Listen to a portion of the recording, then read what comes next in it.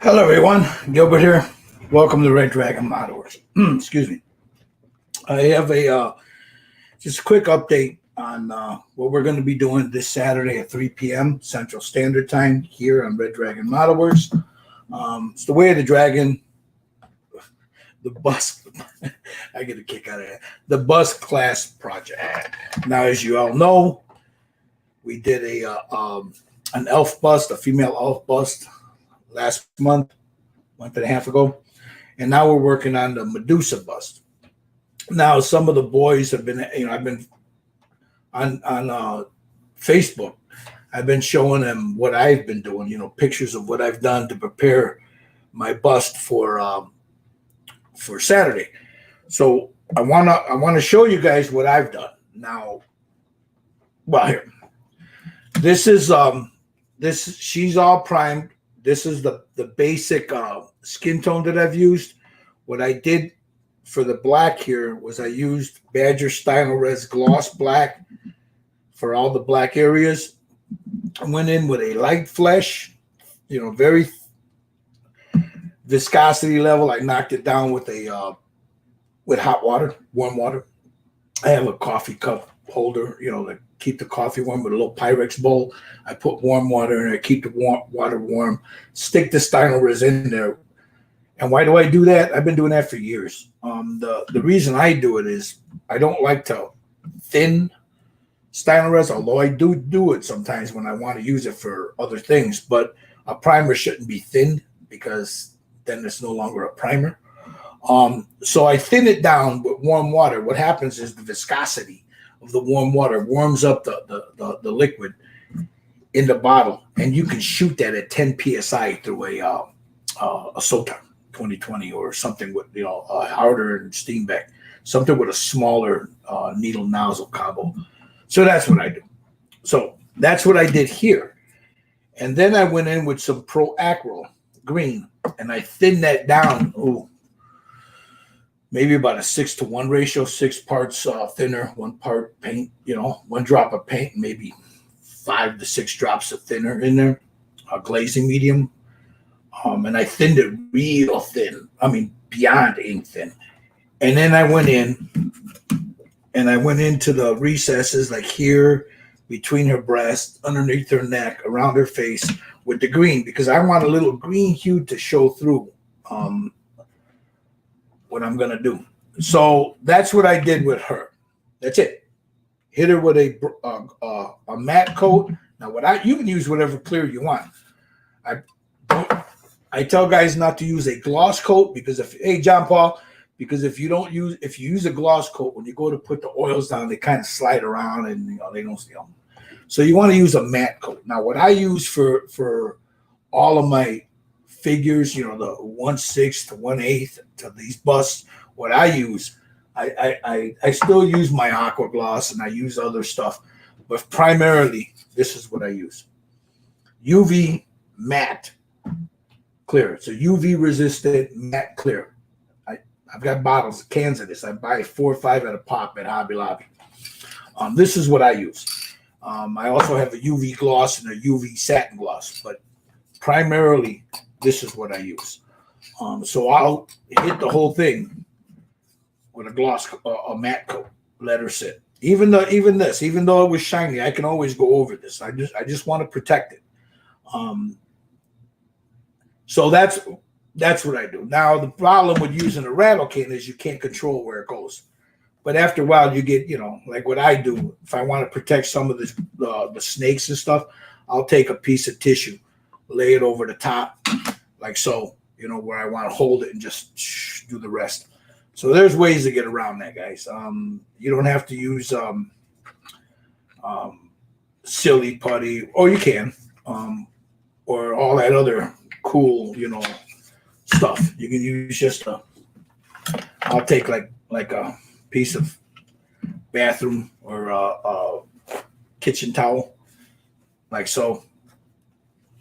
I'll put it, I'll finagle it to where I want it, like so, and just, I can always regloss the snakes, by hand. So that's what I'm going to do. That's what I use. Use whatever you want. You can do it through an airbrush. This is primarily what I use. As far as the when we start to lay down the skin tones, I'm going to lay down another acrylic, but I'll do that live with my Sotar. I haven't decided yet. I like this paint. This is a Pro Acryl, Monument Hobbies Pro Acryl paint. I love this stuff. This one is a olive skin, and this one is a pale flesh. So, and then I have a tan flesh over here somewhere. So I want her to have more of an olive skin tone to her. So I might use the olive flesh. We'll see. I haven't made up my mind yet. I'll decide that. I'm going to do a couple of test shots with it and see if I like it. I got an old black piece of an old base that I use, and I'll hit it with a black base, and then I'll just go in and start just to take a look at how that color is going to look. As far as oils are concerned, if you're going to use oils, now if you're using acrylics, use whatever acrylics you want to use. Methods all stay the same. You're just using them with a brush or an airbrush. Once I lay down the basic color of her skin, then I'll go in with this. The Optilong 502 by Meg. It's not Meg Ammo, but it was Meg, but now it's Optilong 502. Yeah, I get confused with the Meg, the AK, the Ammo, but this is the Optilong paint set. This is the flesh painting set. This has got every color in there that, for the most part, that you are going to need for flesh. Although sometimes you want to add a little blue, a little green. And what I do with that is I'll pull out like this here, the diorama set. You see that green in there? It's a nice green. I have the sci-fi set. It's got a nice blue. You can use that in there. There's a nice red in there. Or if you want, when you go this here rust and red set, they got some nice rusty colors in there that you can use for shadows, like all up in here. As far as her snakes are concerned, what did I do with them? I have the Vallejo. Oh, they're right here. I have the Vallejo color shifting paints. I picked those up. I really like them. These. Now you can get these on Amazon. I'll drop the link below. But here's the Galaxy Dust, Space Dust, Magic Dust. So there's some really nice colors in there that you can blend in, play with them, as you're laying them in there, get some really good colors. And that's what I intend to do with the snakes, is use a lot of these colors. You can do whatever you want, but I want those snakes to pop. So that's what we're going to do. So I just wanted to get on here and show you guys what I'm going to do, what I'm using. Because I'm getting a lot of questions about what are we using, what do you use, what are you going to use? So that's what I'm going to use. It's basically some Pro Acryl or whatever flesh color you're going to use. Just once you got this laid down, you don't have to do it. You can just go right in with oils. And I may just do that, just bypass the airbrush altogether and start in with the oils. We'll see, It may be an option for me. I can blend in some this color here, the olive skin with oil paints. And the reason I'm using the oils is because it's easier to blend, man. Acrylics are nice, but they dry too fast. Even when you're using I use a Vallejo glazing medium. This stuff right here, Maggie, my brother from the UK, he tipped me to this a few years back, and I haven't looked back. I love this stuff, this glazed medium. I don't use water to cut my acrylics. You can. There's nothing wrong with it. I don't do it. I use that or some Floyd, But as far as the flesh color set, now these are the oils. I use the Mona Lisa. You can use whatever odorless mineral spirits you got. I like this stuff. I've had this bottle I bought a few years ago, and we're probably about here, so it lasted me forever. Just a set of regular brushes, my Broken Toads, and a few other odds and ends here. But that's what we're going to do. Maybe for the lips, some ink. I love using the magenta, and there's a purple. We'll see. Maybe some blue in there. I don't know. But yeah, when the guys have been asking, like with this, what I did with this is once she was primed, I took some of this. I heated it up to bring down the viscosity and just lightly, dusted it on there. Not heavy. Certain parts, like here in the main parts of her breast, her cheekbones, right here on the front of her shoulders, under her neck, went a little heavier, but for the most part, it's just slowly built up the color so I didn't lose the shadowing. Like in between, like here, you see that shadowing there? In between her breasts and her belly here, underneath here. When you lay that down, be very careful. Be mindful of your shadows. You don't want to blow those shadows because then you're going to have to go back and reintroduce them. If you do it this way and just gently, slowly layer that down, you'll see those shadows pop in. Then I use the green. You can use whatever you want. You can use a terracotta. You can use a brown. You can use a sepia. Whatever you want to use. I chose the green because I want that to show through. And once I layer it, because I want to when I get her all done, I want to have her just a green hue, like in certain parts of her skin, to show the ethereal, So that's what I'm doing. So I just wanted to make a quick one here to show you guys. I used Badger Stynylrez. Well, she was primed first with SEM automotive filler, high build automotive filler. Then I did the snakes first with this gloss Stynylrez. Went in with this. Whatever overspray I had on the crown and on her snake, I went in and touched it up with that on the neck piece. Then a little green, and there she is. She's all ready for Saturday. So if you guys haven't done it already, I suggest you, if you're doing this with us online, go ahead and hey, Johnny's Chop Shop, what up, brother? Go in and do that. Get her base skin tone down. Seal it. That way you're not trying to play catch up with us on Saturday, because once Saturday hits, we're going right into the inks. Well, first I'll do the eyes, then we'll go right into the inks. I'm sorry, the oil paints. I'm jumping ahead of myself big time. We'll go into the oil paints, and then we'll just concentrate on doing the skin on Saturday. So come and join us Saturday, 3 p.m. Central Standard Time here at Red Dragon Model Works. Also, if you're interested in this bust, down below, right here, you see it? Whoop, going this way. Down below, the Medusa bust was printed for us by my3dcreations.com. If you're interested in one of these, send the brother a message on his webpage, and he'll get back to you, about it. I don't believe it. I don't think it's on his page itself, but if you're interested in one, that's who did it for us down there. He prints most of the stuff that we do. We'll be doing a couple more since August. We're going to be going into September. So I think I was thinking about doing La Chata, but I got to talk to the boys. We might be jumping into something for Halloween, So Mike just showed me a couple new prints that I'm going to be doing live. There's one. Once it's ready for production, it's ready to be out to the public, I'll pick one up from him, and I'd like to do that live for you guys. You guys can see my total process on a figure, not just a bust, but a full figure. Because it's gonna, if he has this one ready, it has nothing but skin tone. It's just from head to toe skin tone. It's got a little clothing, but for the most part, 90% of it is going to be skin tone. So hopefully he has that one ready soon, and I'll pick one up. But that's something I'll show you guys a little later on, if he gets it ready for Halloween.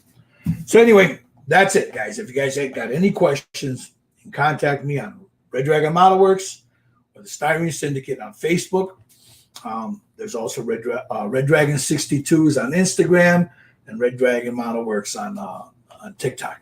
So if you guys do the Takada, come join me on TikTok also, guys. I do a lot of quick, 1 minute to 3 minute videos there. So real quick. It's just boom, boom, boom, and time lapse stuff.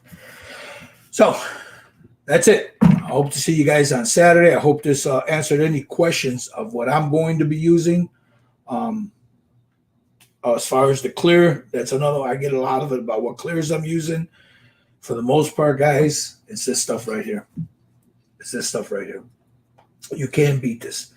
For what I pay for it, I get it at Hobby Lobby. I think I pay $7 a can for it. It serves its purpose. It's a mat. It's not dead flat, but it's a good mat.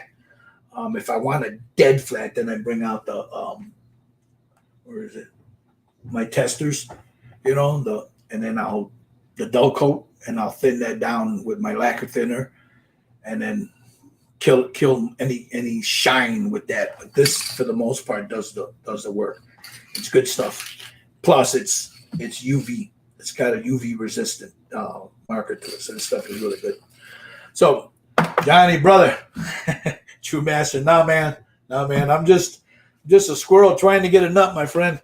The boys talked me into this, and you know what? I'm having fun doing it, and hopefully it helps somebody. I know it's not everybody's cup of tea. Everybody has a different way of doing these things. It's the way I do them. Works for me, so hopefully it'll help somebody else. What kind of brush do you use for the oil? I'm just using my, I use, whatever's at hand. No, I use, I have some broken toed sables that I use. I'll use or whatever I got here, right here in this cup here, Johnny. So for when I'm using the oils, I like to have a filbert. So I'll have something like this. This is a Hobby Lobby filbert. This is a number 2 filbert. I also use a blender with a wedge on there so I can get in the eyes. That's from Hobby Lobby. No, this one, is it from Hobby Lobby? Yeah, this is a sable. I also use, this is a number 6 filbert. It's from Hobby Lobby. I use, the filberts are great, man, because they're just, when you're going to blend, they work better than a flat brush. To lay it down, I'll use something like this, just put a few dots on there, and then I'll just blend it in. I also have a flat one, that's a flat number 2. No, it says 2 5000 filbert. Again, this is a Hobby Lobby paintbrush, so I'll use something like that. And then where is it at? I'll use, this is a Citadel base brush, with a wedge. I'll use this to help take any, you can use a synthetic, Johnny. There's nothing wrong with using a synthetic. You have, they're right here. All the ones that I use, I got them right in front of me. I write here, a makeup brush helps, take any excess off and smooth everything and blend everything. For the most part, those are the ones I use right there. These are broken toads. This is a generic 50-cent brush. This is a Citadel stippler, and this is my filbert. Those are the ones I use right there. I also use a boar's hair or camel hair, whatever you want to call it. If I want to stipple, I'll do that just to help stipple. And the most important thing of all, when you thinner, is these. You get these you can get these at the dollar store. You can get these at Target, at CVS, Walgreens. They're cheap. You sell a pack of these wedge makeup applicators. These things are good. Once you lay everything down, you can take this and just tap, or you can use it to wipe off any excess, but you just tap with this, because if you lay the oils down, it'll take forever. If you lay them down heavy, it'll take forever to dry. Take something like this. Once you lay it down very thin, when you're laying these oils down, you're laying them thin. And then if it's still a little too shiny the next day, or that day you take something like this, you just tap at it just very gently. In a day or so, the oils are dry and you can hit it. I mean, I haven't waited more than 2 days for oil to dry. It just, you got to lay it down real thin. So yeah, you can use a synthetic, Johnny. You don't need to use a natural. I prefer a natural brush. That's just my preference. I know, like James Wapple, he uses cheap Hobby Lobby brushes. You know, he gets like a pack of them for like $5 or $12, whatever it is. You know, he gets like 8 or 9 brushes in there, and he'll use the snot out of those things. And they are synthetic, so it's your preference on brushes. That's all it is. You can do the same with a good synthetic, not a 25-cent synthetic, but a good synthetic. You know, that holds its shape. You know, that doesn't flare out right away. Something that holds its shape. You can use a good synthetic to do this too. You just my experience is with a synthetic, you got to be a little bit more careful with the pressure when you lay it down, because the synthetic isn't as, at least some of it, unless you get the tackle on it. There's another one, I can't think of the name of it, that isn't as thick, as resistant to bending, you know, as coarse, I should say. So there it is, guys. That's what I'm going to be using. I hope to see you guys on Saturday, 3 p.m. Central Standard Time. If you're interested in the bus, down below, ny3dcreations.com, you contact them, you know, come join us, guys.